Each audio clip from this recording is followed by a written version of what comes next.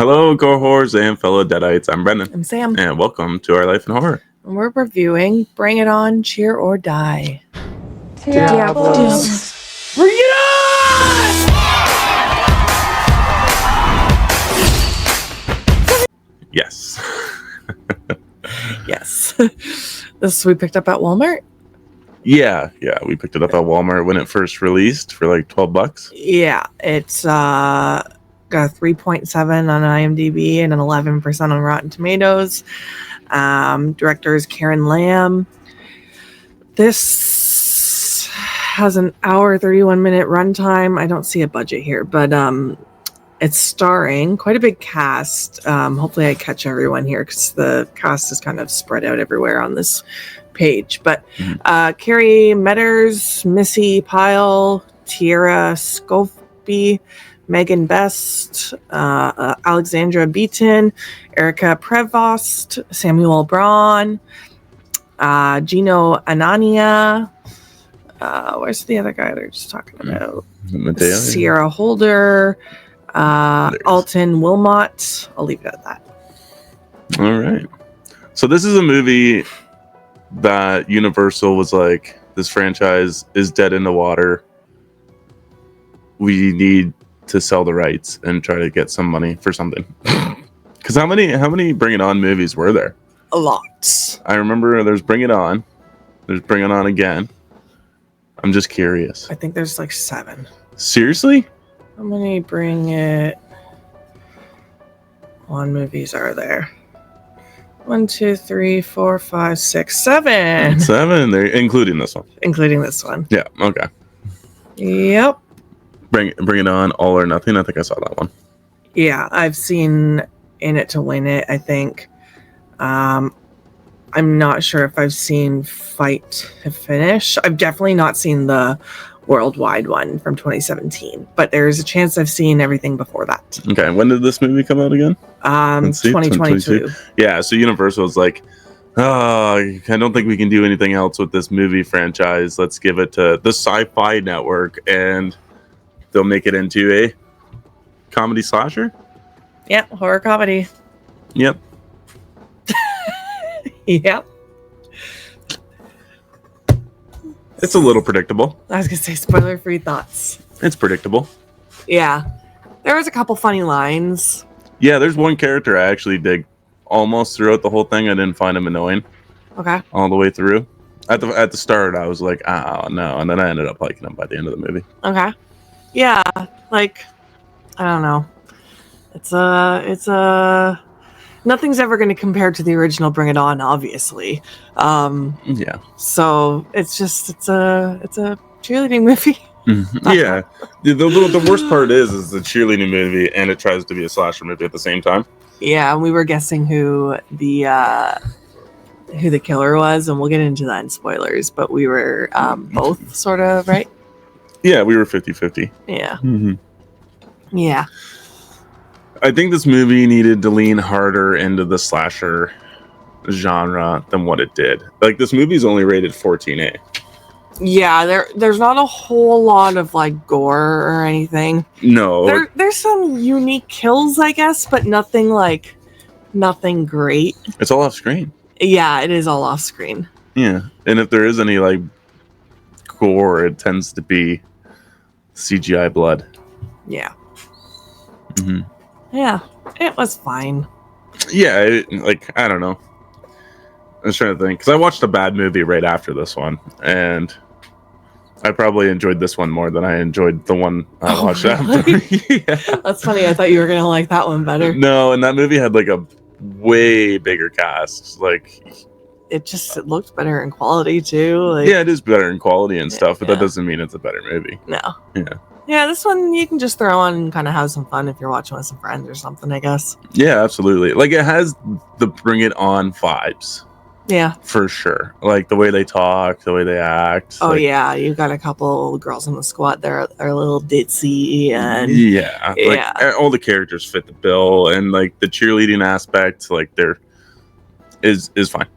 Yeah. I don't think I noticed anything that would wow me. But this movie starts out very, like... It starts like a '90s slasher movie, like a '90s whodunit, right? Yeah, with the opening. Yeah, I was trying to think of movies that like did stuff like that, but like you got a Prom Night. The original starts out like that with a death, and then there's some revenge coming back. Yeah, because this was like 20 years in the future. Yeah. So like it's got this classic slasher structure. Yeah. Okay. Well, I would say, is it streaming anywhere? I don't know if Sci-Fi has it's on Universal, so it might be on something. You can rent it on Prime for $4.99. The Blu-ray for this is $44 in Canada. Too much money. Damn. Yeah, I wouldn't be spending that much on this. No, me neither. Like for a couple, like, for it to look not as pixelated, no. Yeah. This the movie looked fine the way it was, and I think the DVD comes with Dolby Atmos. Yep. Well, Dolby Digital, which is wild. Yeah, Dolby Audio. Weird. Okay. All right. Well, we will get into spoilers. I like the lead character. I don't mind most of the characters, to be honest. Okay. Yeah, I'm in the same boat. There's no one that like drove me nuts. Yeah, like I think they're all fine. They all play their roles fairly well. Yeah. We both guessed, like you guessed, it was going to be the principal's daughter that was on the squad, and I guessed it was the one that was off the squad. Yeah. So, and it was both. Yeah, so we were 50-50. Yeah. So that part was a little predictable. Mm-hmm. But I mean, we were kind of guessing throughout, and at one point we thought it was the blonde girl, and then she rolled her ankle. We're like, nope, not her. Yeah. Some of the deaths were okay. Like, I mean, they're nothing like, you're not gonna get Hatchet Victor Crowley kills in this movie, but I mean, like, they had a pom-pom death where they like suffocated with a pom-pom, and they cut the one girl's fingers off, and they made a spirit fingers comment about it. Yeah, but you didn't even see it. You don't get to see it, no. But I mean, they did utilize cheerleading mixed with slasher, I guess, for some stuff. There's some like horror references, like when the girl gets her foot stuck in the bear trap and she goes, "This better not be a Saw thing. I'm not cutting my foot off," or whatever. The one girl said she was going to be a slutty Jigsaw for Halloween. Yeah, I was going to say there's a couple Saw references in this movie. Yeah. Yeah, I don't know. What do you got? I don't know. I don't like the look of the mascot. Like, the mascot looks fine for like a school thing, but I don't like it as the look of the killer. Okay. Could have done something better on that one. Okay. This movie does get fucking cheesy as hell when they do the reveal and they're like doing gymnastic moves to just cheer or die. yeah, the cheer or die segment where they're doing. I thought it was kind of funny. The backflip, spin, tumble, fucking cross back kick or whatever it is, and if they nail it, they don't get killed. Yeah, well then they start using those moves to fight them too, physically, right? Yeah, so that one song comes on. Yeah, that's just I don't remember what the song is, but I'm like, that's where at least a third of this movie's budget was to getting that one song. Was it like, what's that one song that goes like do do do do do do do do do do? Yeah. What's wrong with being confident? Da-na-na. Yeah, that's something like that. Yeah. I don't remember the name or how it goes, but I got the beat in my head. Yeah. And they're all doing like flips to it and knocking each other out. Yeah.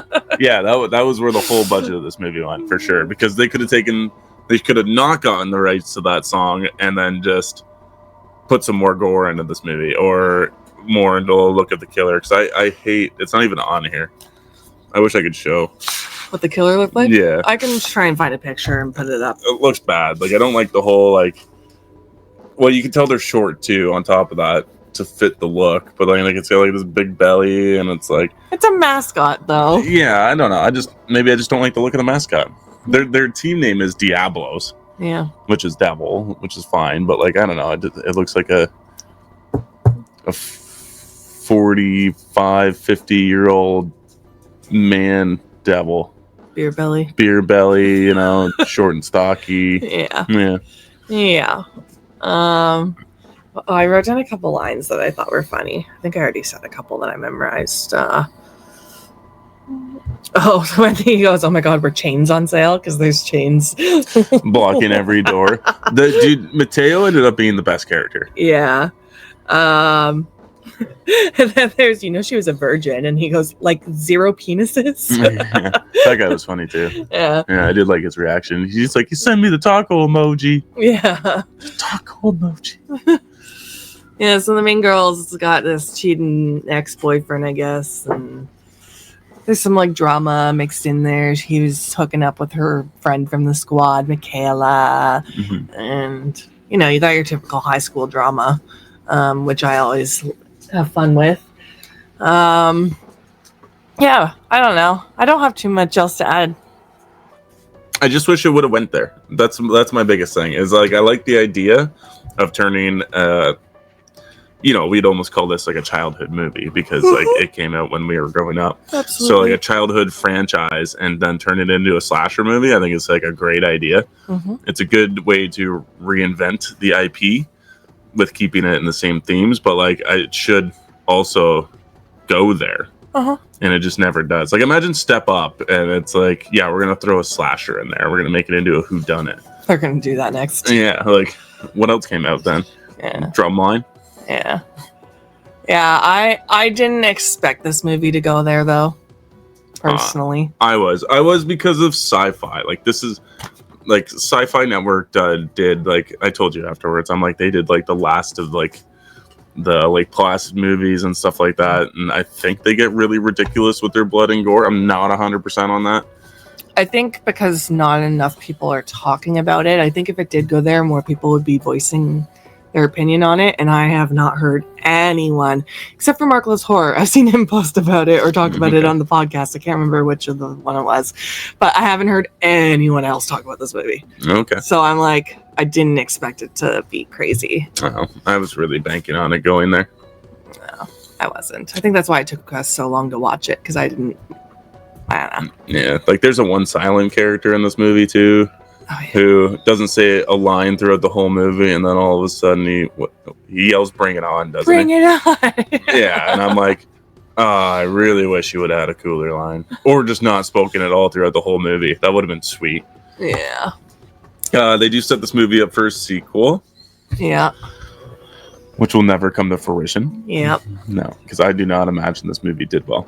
There's the main girl too has like a fear of heights, and they make her jump up onto the roof, and then there just so happens to be a rope up there. Oh, I thought that was so funny. Yeah, it's so I'm like, how the fuck is there a rope up there? Of course, how convenient. Yeah. Yeah. Fuck. Yeah.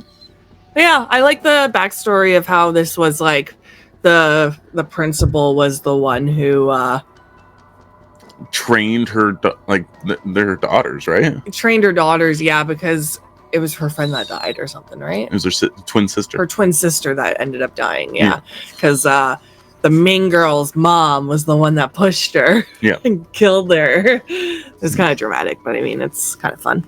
Yeah. Yeah, what would you rate this? What did I rate the movie I watched last night? I rated that movie a 2, so I will rate this movie a 2.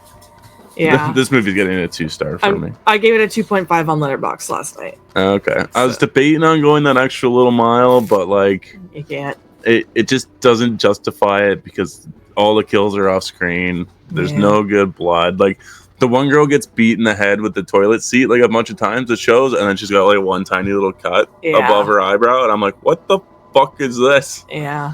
This is so dumb. I was just seeing if there's any fun facts. Nothing too crazy. It's the 7th installment in the Bring It On films, which we already brought up. Though the film was shot in Winnipeg, Manitoba, the bus has a Minnesota license plate. Hey, Canada. Canada, yeah. Alexandra Beaton previously played a cheerleader in The Perfect Cheerleader 2019. Alexandra Beaton played a dancer named Emily in The Next Step Up. In The Next Step, from 2013 to 2020, she played a cheerleader in the movie The Perfect. I don't know why they repeated that. That's really it.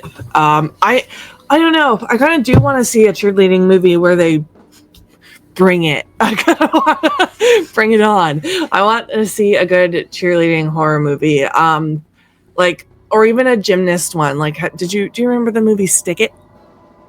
from back in the day? It sounds familiar. I don't think I watched it. Oh, Bring It On and Stick It. I loved those movies growing up. So I went to the theaters and saw Stick It. I would love to see someone do that. I know Final Destination has a really good gymnast kill already, but like, let's get a whole gymnast movie. Like, that would be fun. Okay. Because you can get some like some legs breaking or like whatever, like with the flexibility and whatnot. Yeah. Yeah. Someone else do it. Someone else do one. Let's do it again, but better. Yeah. Yeah, I don't know. What do you guys think of this film? Did you guys enjoy it? Did you have fun with it, or did you think it was lame? Have you seen it? What other childhood movie franchises would you like to be seen turn into a horror movie? Yeah. If you want to support the channel, I couldn't think of my words. If you want to support the channel, we've got channel memberships. Lowest tier is only 99 cents. And we also have a merch shop where we got some sweet designs out there, so go get them while you can. Yeah, and always remember to stay spooky.